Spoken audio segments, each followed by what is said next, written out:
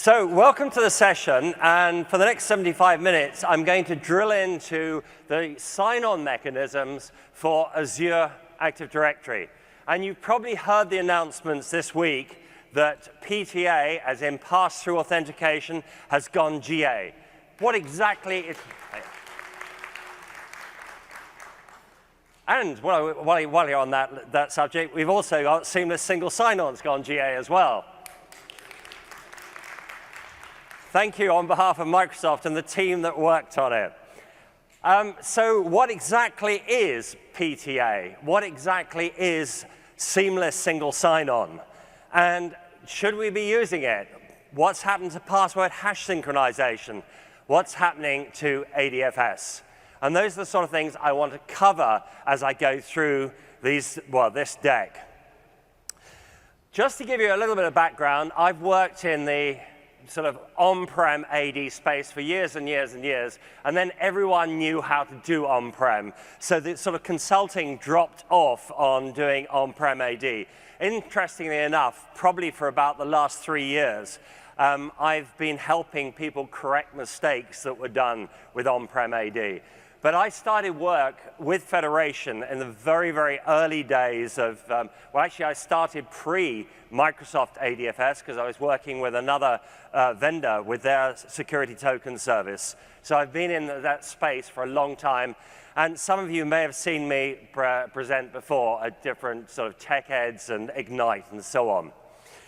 So what I want to do is just set a scene, because for some people, it's still a little bit of a mystery. What is this Azure AD thing? And I just want to put my perspective on it without the marketing slides. So it's the sort of fairly raw graphics I will use. And then I want to talk about integrating on-premise users. So how do we get our on-prem users using the benefits of Azure AD? And then the main focus is going to be on sign-in mechanisms. So do we do federation? Do we do password hash synchronization, pass-through authentication, and when do we use seamless single sign-on? And then I couldn't really do justice to this without just briefly mentioning Windows 10 once it joins into an Azure AD and what benefits we get of that. And then I've got at the very end a summary table, which I'm not going to go through, but you can go through afterwards, and you'll understand every reasoning in that table. So it's very much focused on the different types of sign-in mechanisms.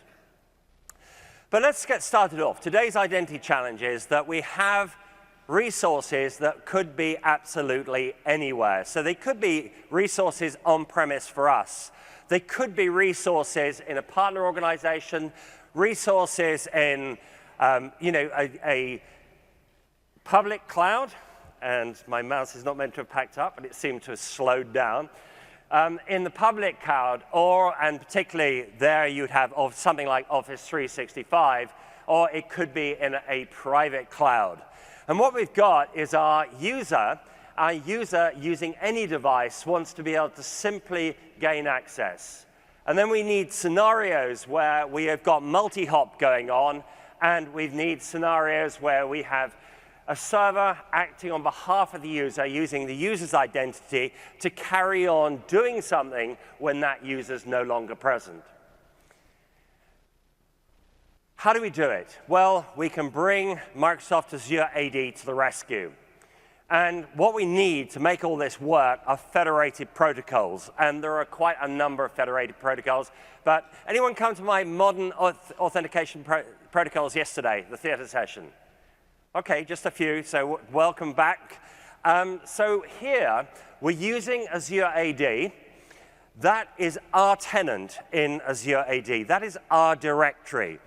And within our directory, we manage data, so we don't have to worry about any of the infrastructure at all. That's all handled for us. We don't even have to think about backing it up. What we do is we put data in there, and when we come back to it, it will still be there. And so Microsoft deals with all of the infrastructure. There are 2 management portals at the moment. One will be retired fairly shortly. You can do it with PowerShell. You can do it with Graph, and some of you may have attended some Graph sessions this week. And of course, we can take our users from on-prem and synchronize them into the Azure AD. Once we do that, those users can now use all of the benefits of federated protocols. So they can go out to a whole raft of applications.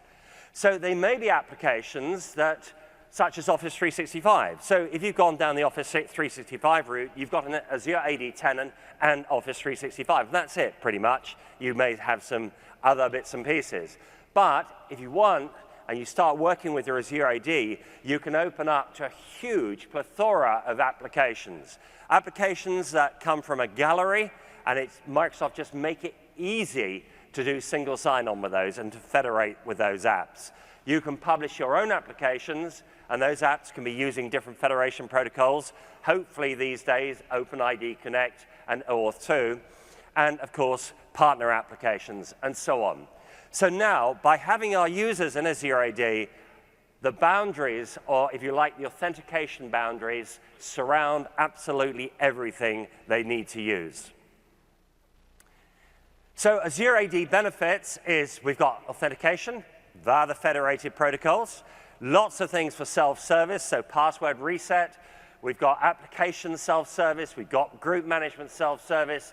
We've got MFA built in, really quick and simple to deploy. If you want to use MFA, if you do it on-prem, it can take you a while. If you do it in the cloud, it's a really quick deployment. A real benefit is conditional access, where we can actually say whether someone can access their account, all right, so they can sign in or gain access to an application based on a whole lot of parameters, such as maybe the IP address they're coming in. Or if we detect suspicious activity, we might flag them and actually block access. So conditional access is a really powerful reason for going down the Azure AD route. And then identity protection. If you think about it, we've now got a user up in Azure AD, and suddenly there's this huge world of applications that they can use. So we're really putting all our eggs in one basket in terms of authentication. But what we can do is use identity protection to help make that basket as secure as possible. And there's lots of other features. But I just wanted to use as a scene setter. We can have a cloud-only user. That is a user that is put into the cloud, no on-prem AD at all, and he just sits in the cloud. Okay, so he can sign into the cloud, and then he gains access to all of the applications. But if we combine that user with Windows 10, and we register that Windows 10 device into the cloud, then that user can log in with a cloud identity into Windows 10. As soon as they've done that, they have single sign-on to everything. So, integrating on-premise users. How do we do that? What we need to do is take from our on-prem, we need to take our users, we need to take our groups, we need to take devices and synchronize them up into the cloud. And we require an immutable ID. And traditionally, the immutable ID has been the GUID of the object in our on-prem AD. So who knows when the GUID of an object can change?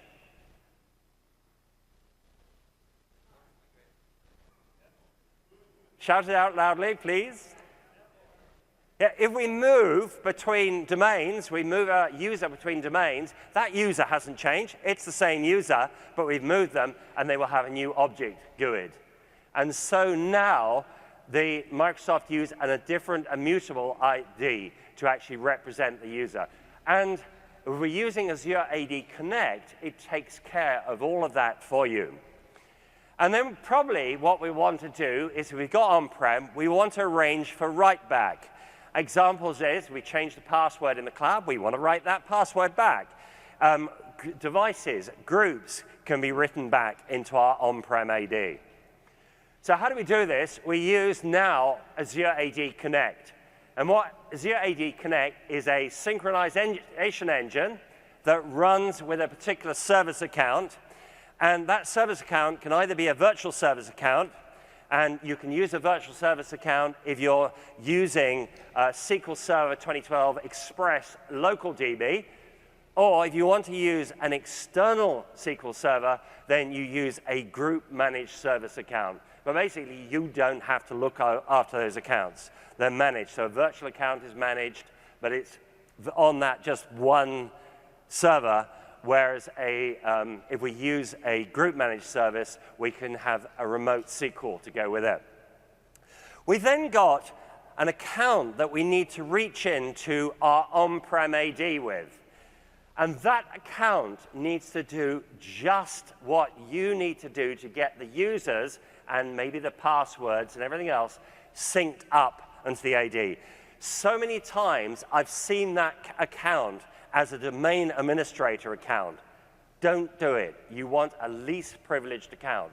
And there's some pretty good documentation from Microsoft saying what privileges that account needs within the AD. This is the on-prem AD to do the work it needs to do. And then we have another account which is completely looked after by Azure AD Connect, and that resides actually in Azure AD, and that is so we can now read something out of our on-prem, bring it into our Azure AD Connect synchronization engine, and we can push it out into Azure Active Directory. So there are 3 accounts involved in this operation. It's a continually evolving product, all right? And the recommendation is to turn on automatic upgrades. Now, in the past, you know, someone says to you, oh, you want to have automatic upgrade on a server or something. Everyone throws their hands up in horror and says, no, I want to be in control of this. Right? But Microsoft are evolving this product really, really quickly. And if you want the latest fixes and everything else, the recommendation is to turn on automatic upgrades. So going into Azure AD Connect in a little bit more detail, we've got Azure AD Connect as a replacement for DirSync, Azure AD Sync, FIM, and Azure AD Connector. It is the preferred way to do it now. But Azure AD Connect is more than just a synchronization engine. So it manages user sign-in options. So where do we change our user sign-in options? We do it in Azure AD Connect. It manages write-back for passwords, devices, and groups. It also has tools to support ADFS. So if you're using ADFS, it can give you a base deployment of ADFS, but the tools I want to talk about, number one is there's a simple UI to actually update the ADFS SSL cert. So we don't have to worry about, you know, using PowerShell and all the rest of it to get that cert updated. It can be done through Azure AD Connect. We've also got its capability of fixing a trust. And we've got the capability of log-on testing, or if you like, sign-in testing. So those tools are there for ADFS. And then we've got the Azure AD Health Agent, and that sits on Azure AD Connect. And the Health Agent reports status up to the cloud. So it's reporting it into Azure. So lots and lots of information is pushed up into the cloud, including log-on information and log-on from particular IPs and so on. And we can actually deploy the health agents onto all of our identities. So our on-prem AD, we can deploy our health agents onto ADFS, and there's one in Azure AD Connect.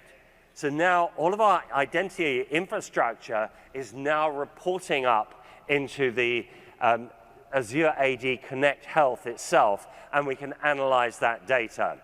And so doing things like monitoring and alerts and so on. This needs a P1 license to be able to do that. Okay, let's get into the sign-in options.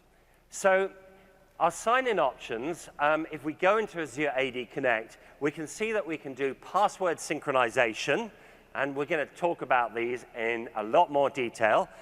We can do pass-through authentication, and pass-through authentication, oh, sorry, let's just go back one step. So password synchronization was really, really badly named by Microsoft, okay? Because the first time they came out with this, it says, oh, we can do password synchronization. Anyone ever deploy the password DLLs for doing the password filters on a domain controller for taking clear text passwords and pushing them somewhere else? All right? People thought it was that. So people thought the clear text passwords were being intercepted and pushed up into the cloud. And of course, there were a lot of chief security officers who lost a lot of hair over that. And they screamed, no way is Microsoft going to have my passwords. The reality is very different. And it is really referred to now as password hash synchronization. However, in the UI, it still says password synchronization. We've then got pass-through authentication, or PTA, and we've got seamless single sign-on. And from a mouse that wasn't working, it's now jumped. The other thing is that if we've got choose the option of do not configure, it is assumed that if you choose do not configure, you have some other third-party federated solution. Seamless SSO works with PHS, as in password hash synchronization, and also pass-through authentication. Okay, how do we manage on-premise passwords? Well, with password hash synchronization, change an on-premise password, and it will be replicated up into Azure AD within approximately 2 minutes. How do we actually change a password in Azure AD and get it back to on-prem? Well, what we need to do is we need to enable password write back. And once we've enabled password write back, it works for password resets by administrator up in Azure AD. It works for self-service password resets, where users are resetting their own passwords. Important thing is it's a synchronous operation. So let's say we change the password up here in the cloud. And what will happen is it will come down here as a message to change the password. So now it's on-prem, and it's being done through Azure AD Connect. Completely secure channel, but now we've got the details down here of the password we want to change. And what happens is we don't queue multiple password changes. We wait for each password change to happen and confirm it. So if you try to change the password to something that is not acceptable to the on-prem password policies, it will be rejected at this point. So we'll get a rejection message going back. Right? Whereas if we just queued them and it happened later, we couldn't possibly do that. So it actually changes the password before confirmation. Passwords for protected on-premise accounts can't be changed. Okay, now you're going to have to call this one out really loudly. How do you know if an on-prem account is protected? I didn't hear. Was that admin count? Yes, good, you're great, absolutely. So if the admin count is 1, all right, then it's a protected user. And there's all sorts of other exciting stuff comes in, such as there's a thing called admin SD holder that stamps permissions on those particular users. They're considered to be sensitive accounts. And you cannot reset a password in the cloud for a sensitive account. Because imagine you have a rogue cloud administrator. They could reset the passwords for your on-prem domain administrators, and you don't want that. Okay, the Azure AD sign-in name recommended is your on-prem UPN, and the Azure AD sign-in name should be the same. And that is highly recommended for maximum compatibility all around.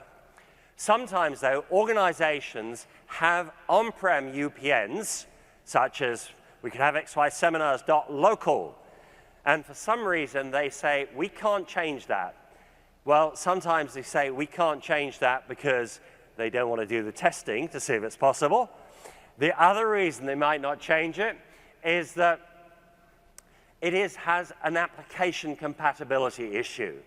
But it is highly, highly, highly recommended to try and make your on-prem UPN with a routable DNS suffix.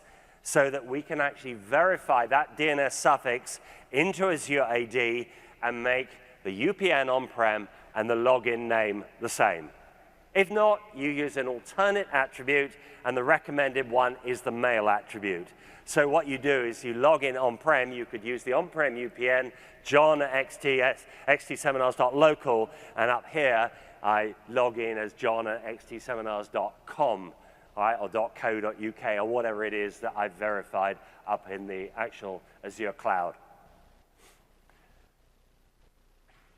Okay, on-premise user sign-in to Azure AD. So all of the methods that we're going to use require the user account to be synchronized. Azure AD needs to know about that user so it can classify that user so that when that user logs into Azure AD, we can say, federated user. A user with pass-through authentication enabled. So we need to be able to detect. So we need to bring that information up. And then we've got password hash synchronization. So with password hash synchronization, the passwords are replicated from our on-prem AD into the cloud. When we log in to the cloud, what we're going to use is our username, and we're going to use the on-prem password, because it's already in the cloud.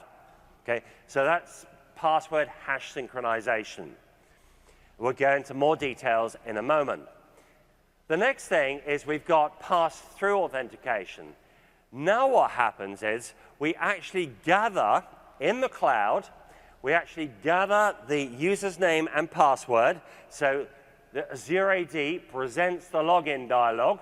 Having got the login username and the login password, it passes that information through a secure tunnel down into our on-prem AD. Well, it passes it down actually to our Azure AD Connect or another Authn agent, which I will come to the details of in a moment. So it's passing that information down. Having passed the information down, our agent running within our premises then says, OK, I'm going to try and log that user on with a Win32 API call. If that's successful, the username and the password were correct, and I just signal back to Azure AD that that user's OK. But we'll break into more details. And then we've got the situation where we federate with ADFS. So here, our user logs in. Azure AD, again, is going to be there. It's going to, we put our username in, and immediately it detects that user as a federated user. Right? And so what happens is that user gets redirected down to their security token service, which in this particular case is ADFS. If you're inside corporate network, you go straight to the ADFS server. If you're outside the corporate network, you will go through WAP or an equivalent proxy. Okay? And then having got down there, the ADFS server is going to say, what's your username and password? You can put the information in. Having put it in, it's verified directly with your on-prem AD. OK, so what we need to do is break into these in more detail. Now, interesting enough, I was trying to figure out the best order for this. And I decided, because a lot of people did ADFS for particular reasons, we would start from the ADFS. So looking at ADFS in more detail. So if we look at what goes on, our user will go off to an application. And the application will say, you're not authenticated. So it will actually redirect the user up to the STS that it trusts. And the STS, or the security token service that that app trusts, is Azure AD. So now we do what's called home realm discovery. And we can automate this process, and I will come to that later on. So we do home realm discovery, and we put our username in, right? User at whatever, so our UPN.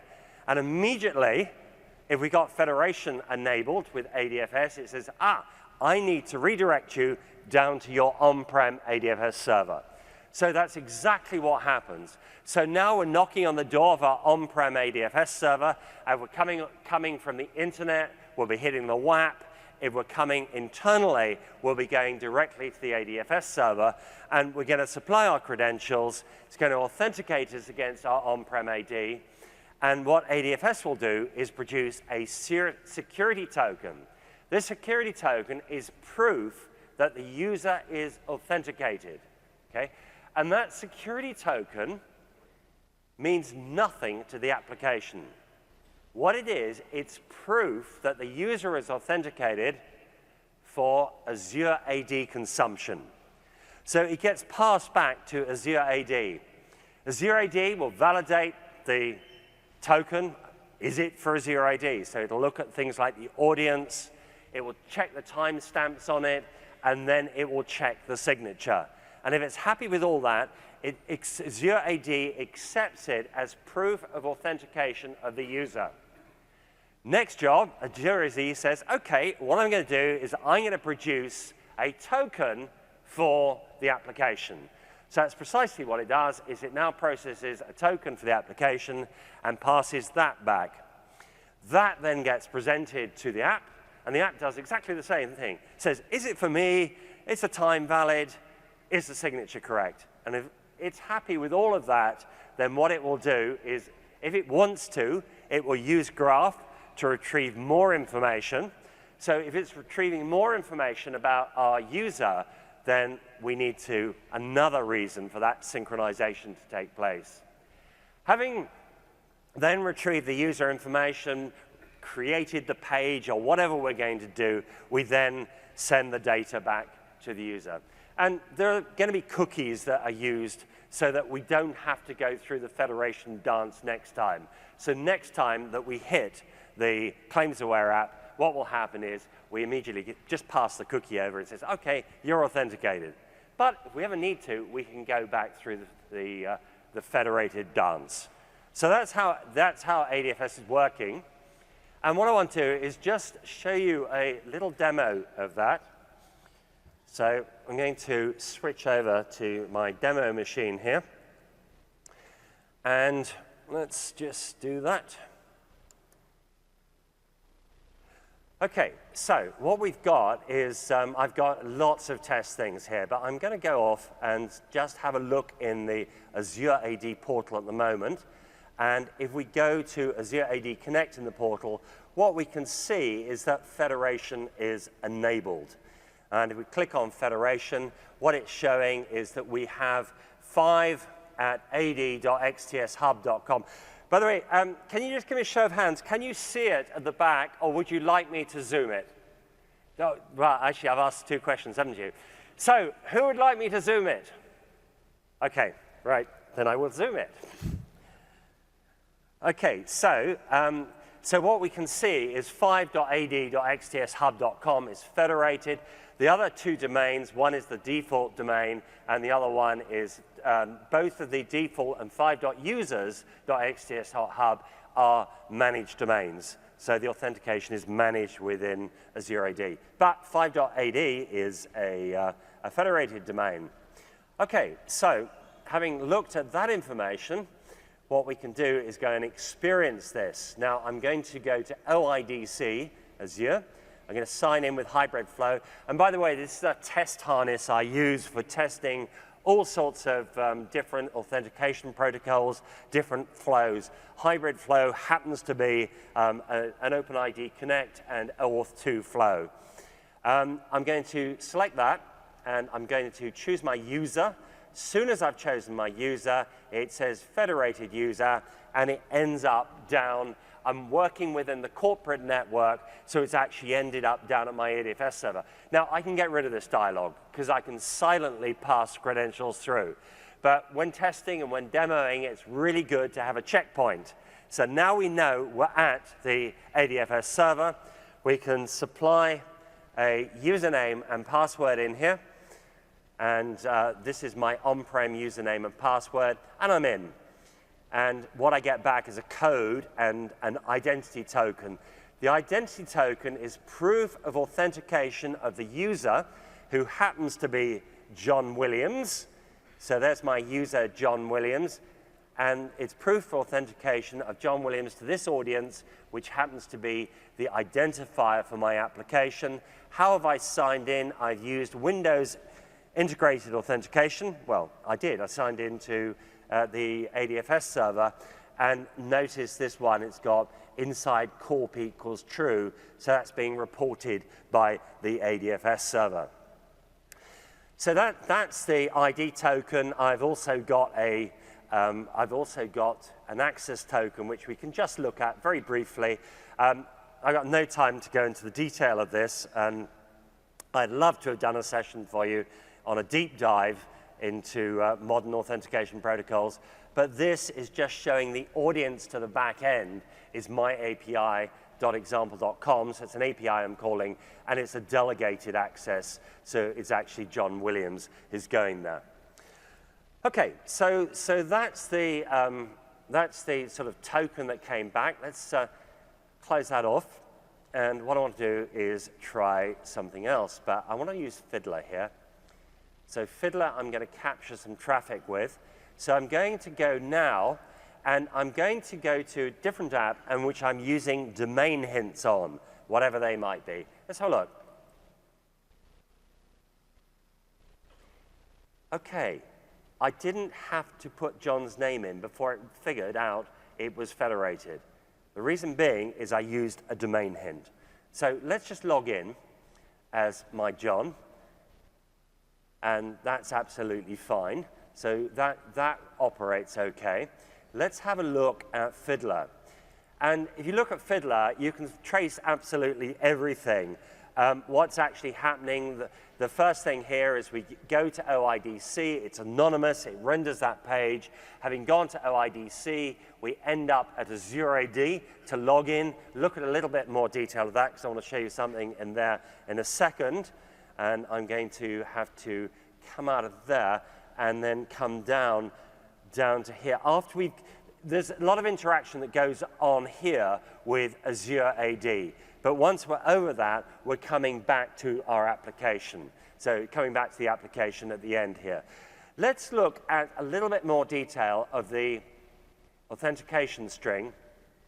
And what I've got, again, I would love to spend the time going through this because I love the troubleshooting aspect of all this. But what I've got here is I've given it a domain hint. Right, so what happened is at the point I went to the app, I said, for this app, we've got this domain hint, which means if you go to Azure AD to authenticate, then it will immediately say that domain's federated and push you down to the ADFS server. And there's various ways that you can arrange this domain hint to be passed to the app. So let's just minimize that for a second. And then I'm going to the Access panel, and this is where we publish all the applications available in Azure AD to a user. So I'm just logging in as John, exactly the same behavior as we've had before. Let's cancel that, and let's try it, the Access panel with a domain hint. And what it's done is it's taken me straight down to the ADFS server. So we'll log in as John.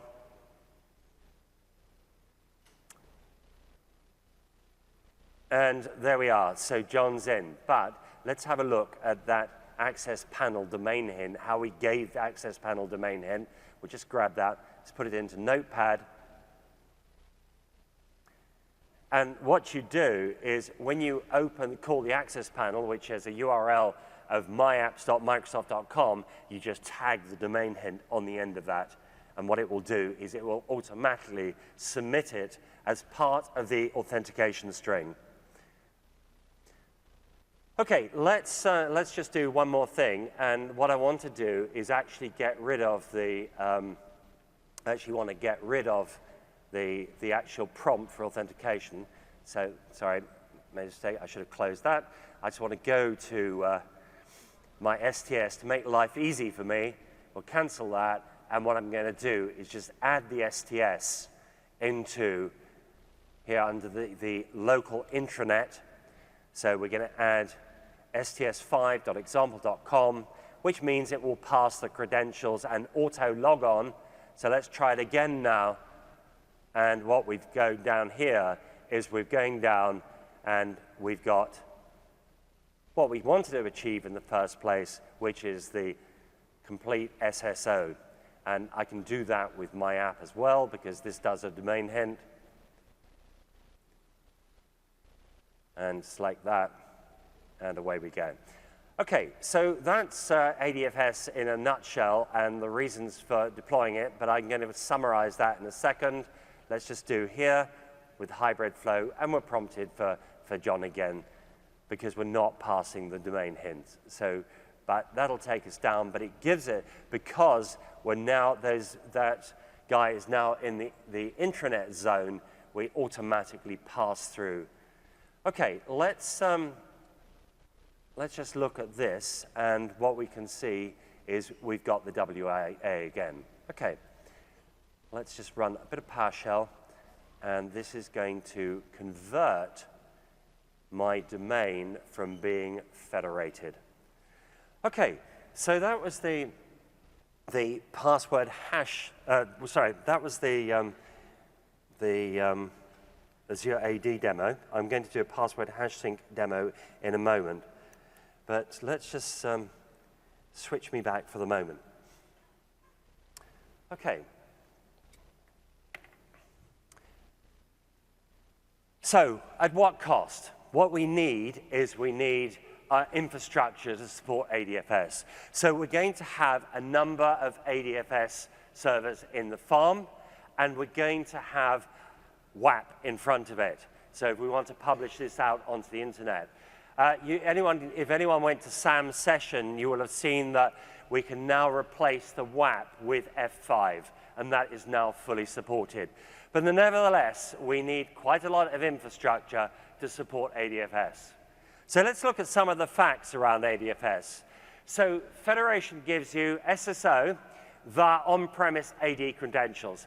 On-premise AD credentials. So none of those credentials, we get the username that's up, but the password remains on-premises. And that was a chief driver driven by the chief security officer that said we mustn't move our on-prem passwords into the cloud. And then we can arrange for seamless authentication to ADFS when the client is connected to the corporate network. Okay? So if the client is connected to the corporate network, seamless. If you're outside the intranet, what you're going to have to do is you're going to be prompted to use with a forms authentication to provide your credentials. That's now supported by seamless SSO for both the password hash synchronization and also PTA. So now we can get seamless SSO. If we look at the password remaining on premises, again, password hash synchronization is not an option. But what we can now use is password of the pass-through authentication. We've got on-premise authentication policies. In particular, some people say we absolutely need to use logon hours, right? And if you wanted to have logon hours and restrictions based on logon hours, you had to deploy ADFS. That, of course, is now replaced by pass-through authentication. And then you've got on-premise authentication methods, multi-factor. If you want to use on-premise multi-factor authentication, you have to use ADFS. If you want to use cloud authentication, of course, you can use Azure. But if you want your on-premise multi-factor authentication, and maybe you've invested a lot of money in that, then you need to use ADFS. The next one is conditional access via ADFS. Yes, if you'd asked me probably 6 months ago, maybe a little bit longer, you'd ask me, which is better, conditional access on ADFS or conditional access in Azure? I would have said ADFS. Now it's very much better, and there's more functionality, particularly around bringing in identity protection. We can integrate identity protection into conditional access in Azure AD. Federation requires on-premise ADFS infrastructure. We need high availability, and we need high availability for our company's internet connection. Because if that fails, and we've got a remote worker, all right, and they could use Office 365. If they can't get to the company's ADFS server, then they can't log on. So we need to look at our HA making something available. And maybe we actually put an ADFS infrastructure into the cloud for those situations. But of course, it's increasing cost. And you need a planned recovery from loss of ADFS. So how do you deal with it? Well, one way is to turn off federation. But I'm not going to go into the details of managing that. But it's a lot of work. And then federation may require manual certificate rollover. Most organizations are now using auto rollover on their certificates. But if you don't use auto rollover, you will have to manually do the rollover. Federation definitely doesn't give you cloud authentication scalability. It doesn't give you identity protection. If you want identity protection, you need a P2 license for Azure AD. Password hash synchronization and pass-through authentication gives you cloud authentication, cloud scalability, and identity protection. PTA, very simple to deploy, and you deploy agents. We'll see that in a second. It automatically updates of on-premise agents, and it has auto rollover of certificates. And we'll see where the certificates are used in a moment. But we require high availability for the company's internet connection. Again, I will come back on that in a moment. So what I want to look now is password hash synchronization. And as I said, Microsoft named that really, really badly at the beginning. They just called it password sync. Actually, it's pretty secure, because if you look at what happens, on-prem, we have in our on-prem AD, we have an MD4 hash of the password. Azure AD Connect asks for that MD4 hash, and it's using standard AD replication protocols. Before that hash is passed to Azure AD Connect, what will happen is it will actually take the hash, it will encrypt it with an MD5 hash, and it's an MD5 salted hash of the RPC session key, right? So now we've got an encrypted MD4 coming into Azure AD Connect. It needs to be decrypted. So it's decrypted in Azure AD Connect. And the next thing it does is it takes the password, but it's not the password, it's the MD4 hash of it. It expands it, it salts it, right?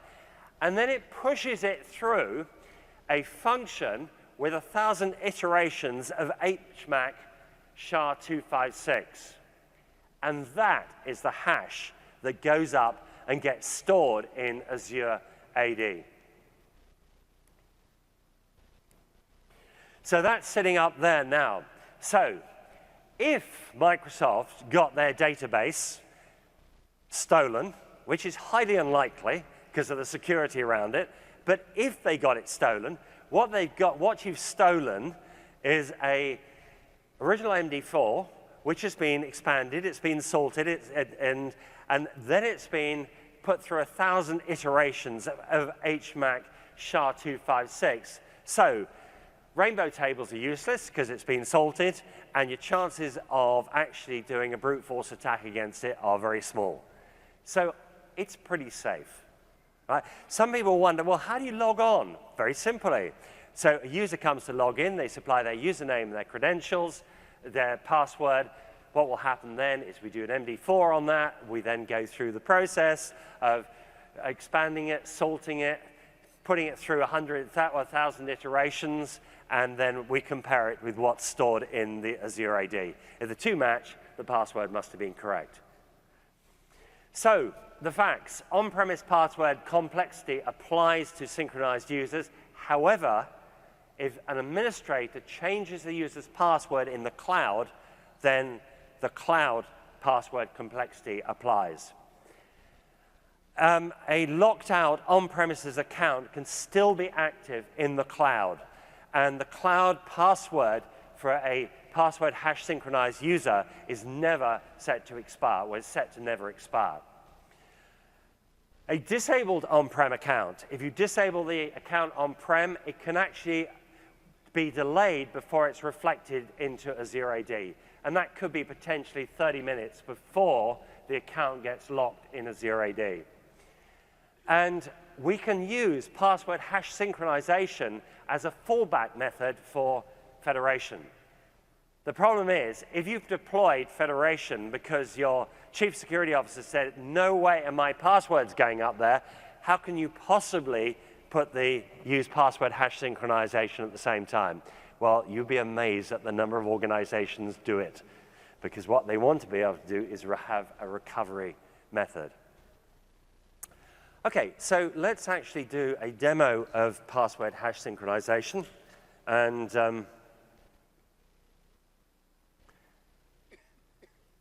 so what I've got here is just a very simple demo of that running.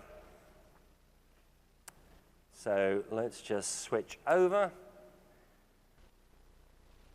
Okay, so let's have a look in the Azure portal, because federation should have been switched off, which it is. Federation is now disabled. It doesn't actually say that we've got password hash synchronization on, but if you haven't got federation, you haven't got pass-through authentication, then it will be the one that's in use.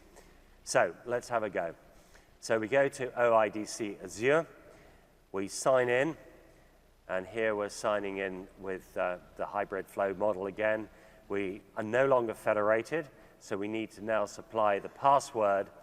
And if we look down there, what we'll see is we've actually authenticated using a password.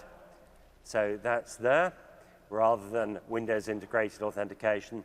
And inside corporate network has disappeared, because that came from ADFS.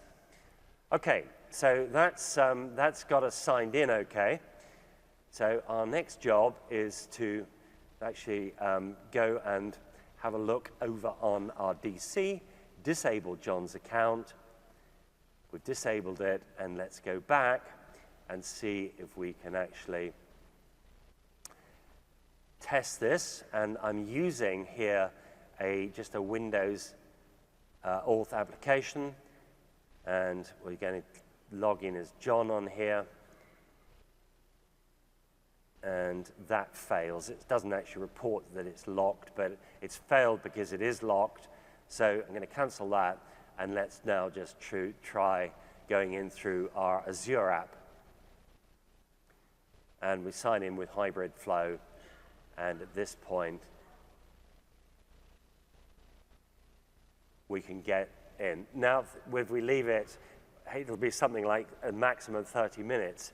If we leave it, what will happen is we will end up actually locking the account, but for the moment, we're not locked.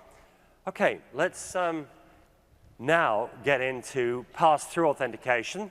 So pass-through authentication, what we have is we have up in Azure, we're going to gather the username and password. We're going to pass it down through a secure channel to an authn agent, which actually runs, the first one runs on Azure AD Connect. So when we deploy the first one, it will be on Azure AD Connect. We can't do anything else about that. It has to be deployed on that. Now, you might think, oh, horror, we've got to open our firewall. You haven't. The agent works, in fact, it is the agent. Anyone done Azure AD with the application proxy? Anyone deployed that? Okay, a few hands. It's using, effectively, the connector is the same, right? And when it was first out in preview, the name of the connector was the same, which meant you couldn't deploy the Azure AD app proxy and this on the same box. You can now, okay? So here, what we've got is the service. We've got an updater, the authn agent. The authn agent actually connects outbound to Azure AD and establishes a secure channel. We'll look at that in a bit more detail in a second. It only needs port 80 for certificate revocation list checking, and 443 for outbound. Multiple agents can be deployed, and the recommendation is to deploy 3 agents. And why 3? Well, if you want fault tolerance, you need 2 agents, and because of the auto update of the agents, one could be in the process of being auto updated. You could probably, in most circumstances, get away with 2 agents, but 3 to keep the HA engaged. All communications is via mutually authenticated HTTPS.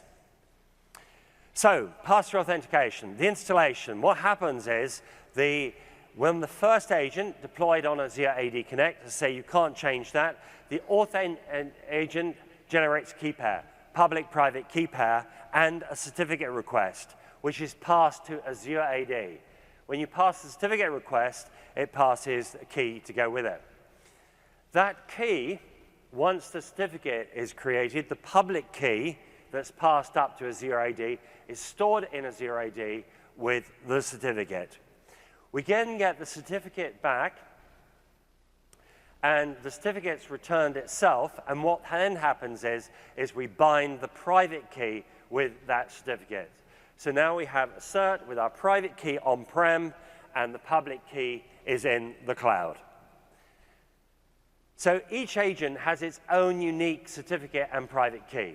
So if we have multiple agents, then let's say we have 3 agents, we'll have a private key on each of those agents. Those agents will be running on different servers, and then what we'll have is the public key sitting in Azure, but there will be 3 of them for our tenant.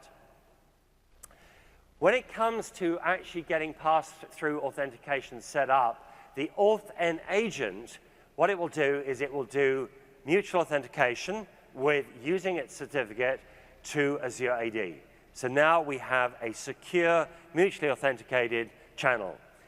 The next thing that will happen is we'll return the key for the Azure service bus. So we're going to establish an Azure service bus so we can queue requests. The next thing that will happen is we actually connect using that key up to the service bus, which is in Azure. User puts their username and their password in, all right, into the sign-in page. And what Azure is going to do is take that password and it's going to encrypt it with the private key that it's got. And it's going to encrypt it, the private key for the certificate it's got for the auth agent. The username and the encrypted password are now placed into the Azure service bus. And the auth agent is connected to the service bus. So when it sees it in the service bus, it takes it out of the service bus. And then what it does is it decrypts it. It can do that because it has the private key. Having decrypted it, what it will then do is a Win32 API logon request. And that will be a logon request against AD. If that's successful, we'll report the success back to Azure AD. So we've managed to log that user in, we report it back. If it's unsuccessful because you've got a password is incorrect or we've got account lockout, then what will happen is if that's unsuccessful, we will use it will actually report that back and we can respond appropriately. Account lockout. The problem is if we are putting in usernames and passwords in the cloud, right, then potentially if we're then passing that down to on-prem and we're testing the username and password against our on-prem AD, we could end up locking out our on-prem AD accounts. So what we have is smart lockout, and smart lockout protects against brute force attacks and on-premise account lockouts. So the lockout in Azure AD, by default, is the threshold is 10 failed attempts, and what it will do is it will lock you out for 60 seconds. Right? And then if you have another set of failed attempts, it will lock you out for a longer period. There's machine intelligence algorithms that are running up in Azure AD. So factors that are put into those machine intelligence algorithms is, are the users attempting to log on from well-known addresses? Okay, they've done it before. Is the sign-in behavior consistent for those users? What about the device they're coming from? What about the browser they're using? So the lockout threshold can automatically adjust. But what we've got to do is make sure that we lock out in the cloud before we lock out on-prem. And that's the key. And to do that, what we're going to have to do is look at the on-prem lockout settings. Sorry. We're going to have to look at the on-prem lockout settings and make sure that our AD thresholds are at least 2 to 3 times higher than the SL, so the smart lockout thresholds. So our on-prem AD wants to be 2 or 3 times higher than those guys, all right, up in the cloud. The reason being, of course, the threshold could automatically dynamically adjust in the cloud.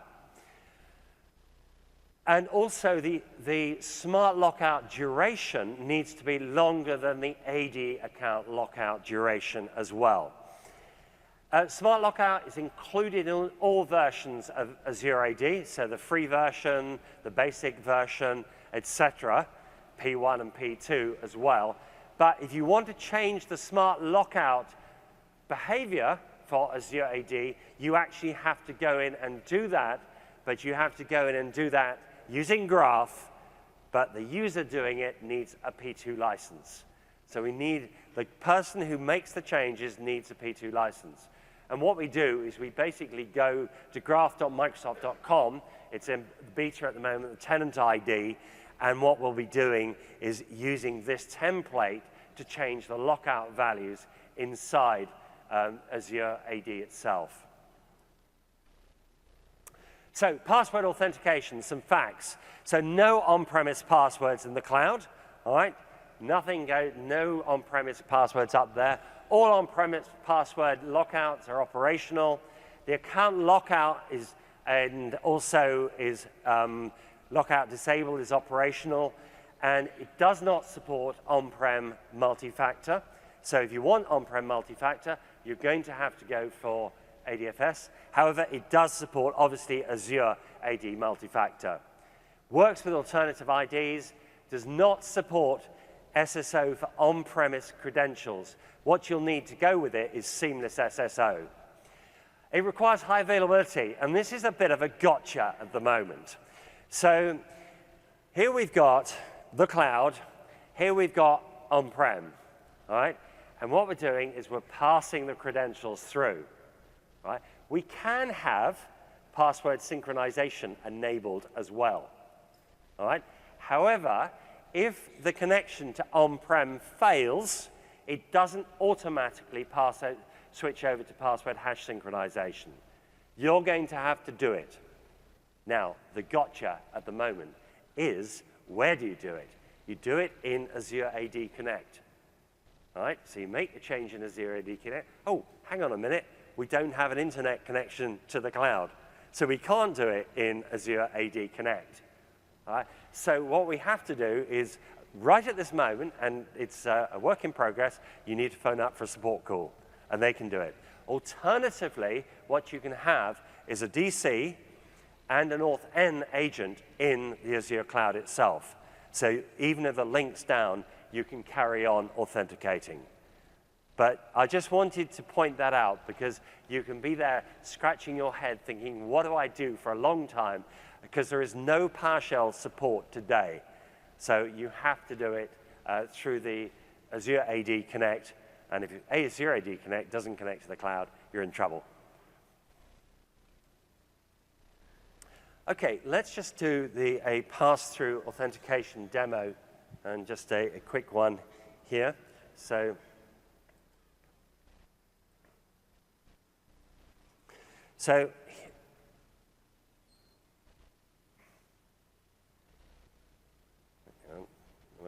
I've just got to change the configuration on this, so it won't be a second.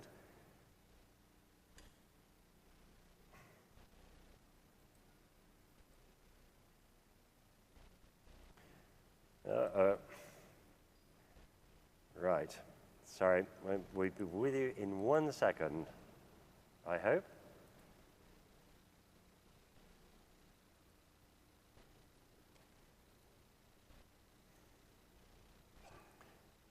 OK, so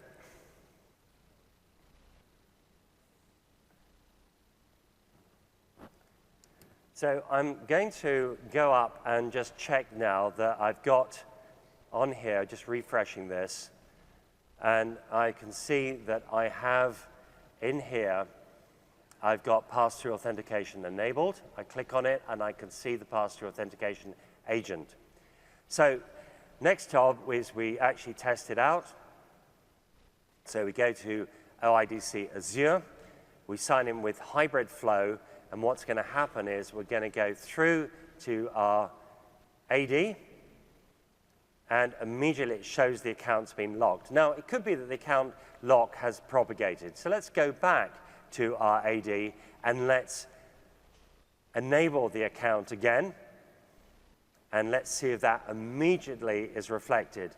If we're using password hash synchronization, it could take up to 30 minutes.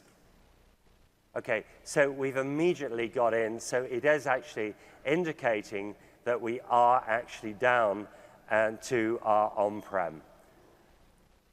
And we can also do a, I won't show that bit actually. We can actually do a,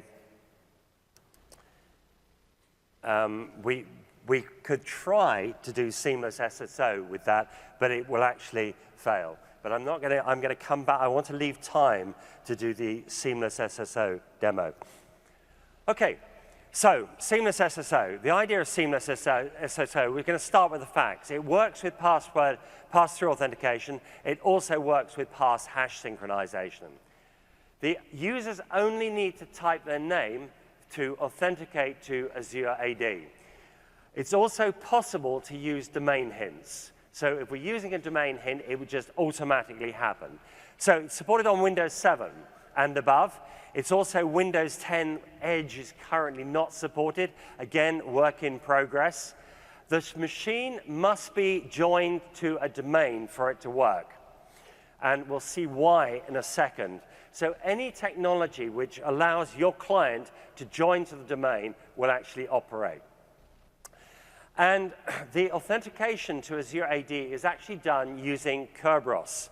So it's available for all versions of Azure AD, so free, basic, P1, P2. Supports alternate IDs, and we've got support for different browsers and different OSs. So how does it work? Well, the first thing that happens is when we enable seamless SSO, what's going to happen is we are going to create a dummy account. And that dummy account is going to have a key deployed to it, which is a symmetric key shared with Azure AD. Okay, now, our user actually hits our application. What will happen now is we get a redirect for authentication. So this is a claims-aware application. We go up to Azure AD. At this point, what will actually happen is we will be given a test, as in JavaScript will be deployed onto the browser, and the browser will be tested to see if SSO is capable, or it's capable of doing SSO. Right? Without SSO enabled, that doesn't happen. It's because we've enabled SSO, we're deploying this Java down into the browser. We test the browser. Having tested the browser, and one of the things we'll be looking for is that it has, for instance, autologon.microsoft-azure-ad-sso.com. That is actually in the intranet. We can't actually test directly for that, but it's some very clever JavaScript that's being used. If it passes the test and it says, yes, with this browser, I can do SSO, what Azure does is it gives you back a 401. And the 401 says you're not authenticated, right, or not authorized. But I do speak Windows Negotiate, as in Kerberos. So now the client will go off to the KDC, and it says, please, can I have a session ticket, a Kerberos session ticket, to this endpoint, which is the endpoint that gave back the 401. So what happens is, the KDC does a lookup, right, for that SPN, and that SPN is on the dummy computer object. So now we've done a lookup for it. Having done the lookup for it, we get back a session ticket, and then we present the session ticket, which authenticates us to Azure AD, and having authenticated to Azure AD, we then get back a claims token. So a security token which we present back to our original claims app, which it then accepts as proof of authentication. So what's actually happening is we are doing Kerberos authentication. So when it says seamless SSO can be configured with PTA or PHS, we're not doing pass-through authentication. We're not doing password hash synchronization if seamless SSO is working. Right? But seamless SSO can fail. All right? So if it fails because we're not domain connected, right, or we're using a non-supported browser, then what happens is we fail back either to pass-through authentication, or we fail back to password hash synchronization. So where possible, we do seamless SSO, but if we can't, we either use one or the other of pass-through authentication or pass-hash sync. The Kerberos key today is not automatically rolled. It needs rolling. We're now totally depending on that Kerberos key for security, right? Because we're effectively authenticating our users to Azure AD using a Kerberos token, which is secured by that key. So you do need to roll it. It's on the roadmap to be auto-roll, but I put a link in there because I think it's really, really important that you take that into account, and the link is actually taking you to an article which will show you how to roll the key. Okay, let's just demo seamless SSO. So just, okay, so what have we got? So I'm going now here, I'm going to attempt to do seamless SSO, but I'm going to fire up Fiddler and have Fiddler running in the background. Just use my glasses. Okay, so off we go to OIDC Azure 2, and we're using domain login hints. And what we're doing here is we're looking at this, and you notice what's actually happened is, we just zoom that in, we've gone to login.microsoftonline.com, and then we've ended up down here at auto logon. And at auto logon, we're going to be given this Java to test our browser. So let's actually have a look at that. But first, I just want to show you that login hint is being used. So I'm going to grab this string and just pop that into Notepad.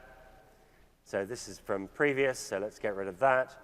Pop it into Notepad in here, and we can see that we've got the domain hint in there.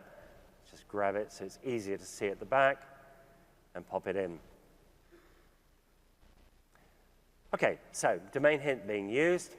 We end up going to down here to autologon.microsoft, and if we look at that, what we get back is a 200 OK. What it is a page of JavaScript. But beyond that, we don't go back to auto logon, and we don't get a 401 at this stage. The reason being is that it has detected that the browser is not set up properly to do SSO. So let's just minimize that, and what we're going to do is set things up. So I'm going to go to the internet options, I'm going to go to security on here, and the local intranet site, and I need to add those two URLs in here. So I'm going to take that one, add it in, and I'm going to take the other guy and add it in. Add that. Okay, and then we'll go and look again. And what we'll do is actually use Fiddler again, and let's do this. So what we're going to do is actually go to our OID2. We're going to do it with the domain hint, and there we are. SSO. All right? Not being prompted at all. And I think we should say well done, Microsoft, for that. So if we look here now, we've got auto log on, and below that, let's just let's just make this say auto log on where we get the JavaScript, and then what we've got here is the auto log on, which is giving the 401 back, okay? And if we look at that 401 that we've got in here, what we should find down here is that it does Windows Auth negotiate, okay? So that's what's happened is it's detected our browser is capable of doing SSO. It did it by sending it to the auto log on endpoint, getting the JavaScript, tested it, checked it, and then we've gone off, we've got a Kerberos token, passed it back, and we have full SSO on there. Okay, let's just switch back here.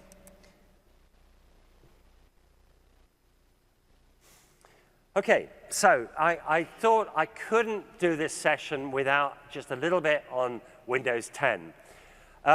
Windows 10 does this thing called Hybrid Azure AD Join, and that's the new name for it. And what happens is when we join a machine to our own on-prem AD, it can auto-register into Azure AD. So now we have our domain join guy on-prem. He's auto-registered into Azure AD, so we got the benefits of group policy, SCCM, possibly the benefits of Intune, if that's what you want. When the user signs in to the device, what they get is they get a Kerberos token for on-prem, and they also get a primary refresh token for Azure AD. So they're effectively signed into on-prem with Kerberos, and they're signed into Azure with a token that will give them full SSO. The single sign-on for all Azure AD resources. And there's no requirement once you've got a primary refresh token, that's going to live with you for a while to allow you to continue, even if you're not domain connected. Conditional access policies can now be based on the user's device, and we can deploy Windows Hello for Business for authentication.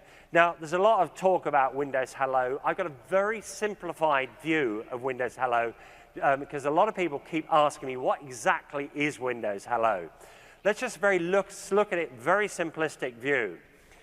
We've got a user who we can attack with a phishing attack. So we've got a hacker trying to steal the password. Phishing attacks work really well against users. That hacker could steal the database, right? Well, if it's Azure AD, it would be very difficult to steal the database. But this sort of technology is part of a thing called FIDO. And this could be used for lots of different websites. So the other thing is we can steal off the network. If we use the FIDO Alliance standard technology and sort of Microsoft Hello aligns with it, I mean, the trouble is the standard is not solid at the moment. So it partially aligns with what's currently there. And the idea is you have a user who unlocks a TPM. And they unlock a TPM either using a PIN or they use a gesture to do it. Having done that, what's stored in the TPM is a resource name, a private key, and a public key. And then when you have a resource, with the resource, you have the identifier of a user plus the public key for that user. Let's say Sam wants to sign up for resource 2.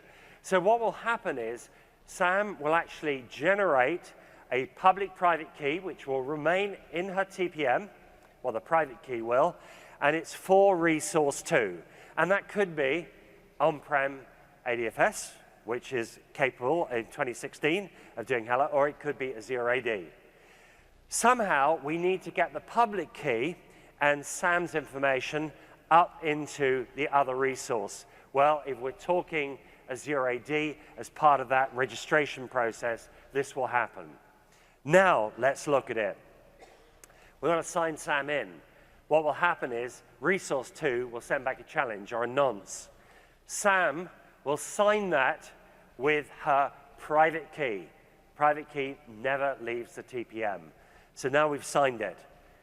And it will be validated with the public key, which is now sitting on that resource.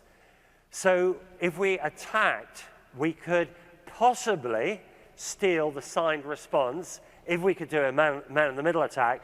But it also, when we're looking at Windows Hello, it does channel binding, so the response is bound to the actual SSL channel, so we can't actually do a middleman attack. And it's also, we've got binding with the device that's being used as well. So it gives you a really secure way of authenticating with no passwords, right? And I would seriously look at possibly, well, looking at deploying Windows Hello as a solution. But obviously, we need to be on Windows 10 to support that. OK, right, just as a quick summary, I've got a complete feature list there, which I'm not going to go through. But in terms of recommendation, new customers, use cloud authentication, use PTA or PHS. If password hash synchronization will do it for you, it is the least amount of work, because you don't have to deploy auth-n agents. But if it won't do it for you, then you've got PTA. So if you can't put your passwords in the cloud, use PTA. Leverage conditional access, use Azure AD MFA on there as well. If you're an existing customer and you've got ADFS, keep using it for authentication if it meets all of your requirements. But start thinking about moving your applications that you're supporting with ADFS. So if you've got claims-aware apps on-prem, think about starting to move those into the Azure AD Cloud. And if you're using PTA or using PHS, just turn on Seamless SSO, right? And it will give your users a much better user experience. And if you're doing your own custom apps, implement domain hints. And if there's a way of using a domain hint with a sort of standard app, do it. So myapps.microsoft.com, we can add a domain hint to the end of it. If you want to find out more, I actually do have a 5-day masterclass on, covers all this sort of information and a whole lot more. It's available sort of pretty much anywhere in the world. And I've also got a TechNet blog, and my TechNet blog integrating with on-premise AD and ADFS has just gone live, which is pretty much a shortened version of this session. So all that's to be said now is thank you very much for coming along, but please do remember the feedback is really, really important. Thank you.